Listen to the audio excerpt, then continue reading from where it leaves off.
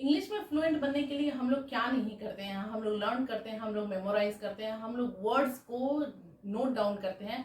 तो जी हाँ, आज ग्रामर्स के कुछ ऐसे रूल्स मैं बोलने वाली हूँ, बेसिक रूल्स जिसे आपको जानने की बहुत ज़्यादा ज़रूरत है। और इसे जानने के लिए आप लोगों को कुछ पेन और पेंसिल की ज़रूरत है, जो कि आप इसे नोट डाउन करें। जानते हैं, नोट डाउन करने से हम लोग चीज़ों को बहुत अच्छी तरीके से मेमोराइज कर सकते हैं।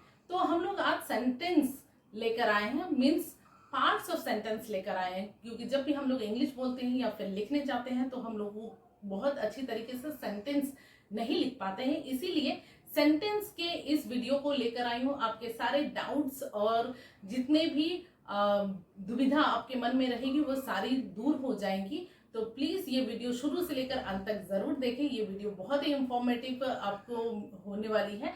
तो प्लीज मेरे चैनल को लाइक, शेयर एंड सब्सक्राइब जरूर कीजिएगा। नमस्कार, मैं हूँ रीता, आप सबका मेरे चैनल पे बहुत बहुत स्वागत है। तो अब वीडियो को देरी न करते हुए वीडियो शुरू करती हूँ। आज मैं लेकर आई हूँ पार्ट्स ऑफ सेंटेंस।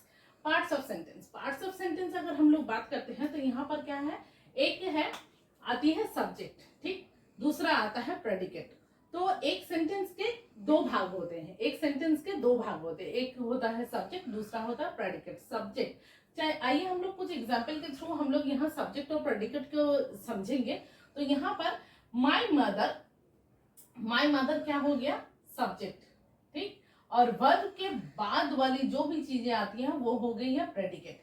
तो आप सोचते होंगे कि सब्जेक्ट मतलब क्या होती है, सब्जेक्ट कहाँ लगती है। सब्जेक्ट हमेशा ही क्रिया के पहले, मीन्स वर्ब के आगे लगती है। तो सब्जेक्ट जो होती है ना, वो हम लोग हमेशा ही प्रेडिकेट के पहले लगती है, ठीक।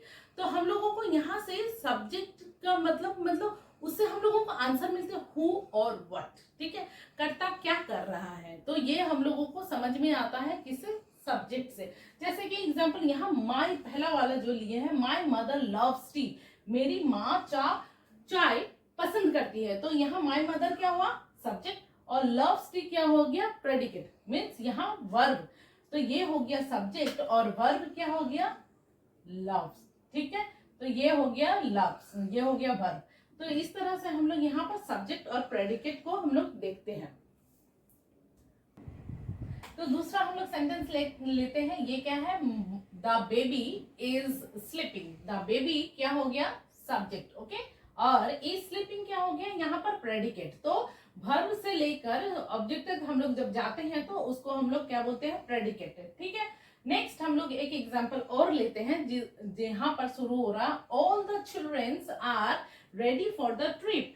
तो यहाँ पर ऑल द चिल्ड्रेन क्या हो गया, बोलिए, पॉज करके आंसर बोलिए, सब्जेक्ट, और आर रेडी फॉर ट्रिप ये क्या हो गया, प्रेडिकेट। कभी कभी हम लोग ये भी देखते हैं कि सब्जेक्ट जो है वो उसका जो ऑर्डर है वो भी चेंजेस हो जाती है। जरूरी नहीं है कि सब्जेक्ट हमेशा ही प्रेडिकेट के आगे लगे। कभी कभी ऐसा भी होता है कि प्रेडिकेट पहले लग जाती है और सब्जेक्ट बाद में आती है। तो हम लोग यहाँ पर उसी का ही एग्जाम्पल लेते हैं। जैसे यहाँ पर देखिए, the letter came after few days. The letter क्या हुआ, द लेटर सब्जेक्ट हो गया, came after a few days is a predicate, ठीक।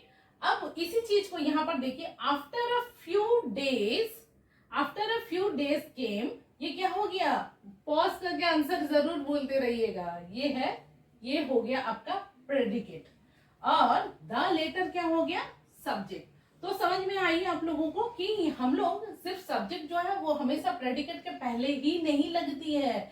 सब्जेक्ट हमेशा प्रेडिकेट के पहले ही नहीं लगती है, सब्जेक्ट प्रेडिकेट के बाद भी आ सकती है। मतलब यहाँ करने वाला क्या है उसी को ही हम लोग यहाँ पर सब्जेक्ट बोलते हैं।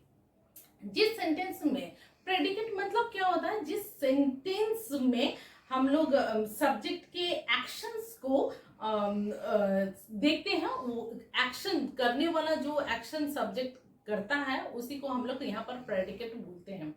तो जब हम लोग यहाँ पर तो predicate is that part of the sentence जहां पर वर्ब होती है, ठीक।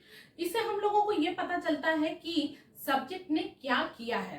तो जैसे हम लोग यहाँ पर एक एग्जांपल लेते हैं, जैसे हम लोग यहाँ पर लिए हैं द बेबी इज स्लीपिंग, तो हम लोग यहाँ पर देख रहे हैं सब्जेक्ट ने क्या किया, सब्जेक्ट ने सोया, ठीक है, सब्जेक्ट सो रही है, तो बेबी इज स्लीपिंग, बच्ची सो रही है, तो यहाँ पर ये हुआ। तो जिस सेंटेंस में सब्जेक्ट ने एक्शन किया है, जिस सेंटेंस में सब्जेक्ट ने एक्शन किया हो, उसे हम लोग प्रेडिकेट कहते हैं। तो ये हो गया। आशा करती हूँ कि सब्जेक्ट एंड प्रेडिकेट का जो कंसेप्ट है वो बिल्कुल ही क्लियर हो गया होगा। और अब हम लोग जानेंगे ऑब्जेक्ट को। ऑब्जेक्ट उसे कहते हैं जिसके ऊपर एक्शन किया गया हो, ठीक है, जिसके ऊपर हम लोग एक्शन करते हैं उसी को हम लोग ऑब्जेक्ट बोलते हैं। अब एग्जांपल यहाँ पर जो है पहला वाला हम लोग देखते हैं, माय मदर लव्स टी, तो माय मदर क्या हो गया, सब्जेक्ट, और लव्स क्या हो गया, वर्ब। अब जब लव्स वर्ब हो गया तो काम किस पे हो रहा है, किसको पसंद कर रही है यहाँ पर, चाय को, तो चाय क्या हो गया, ऑब्जेक्ट, ठीक है, ऑब्जेक्ट, चाय हो गया ऑब्जेक्ट।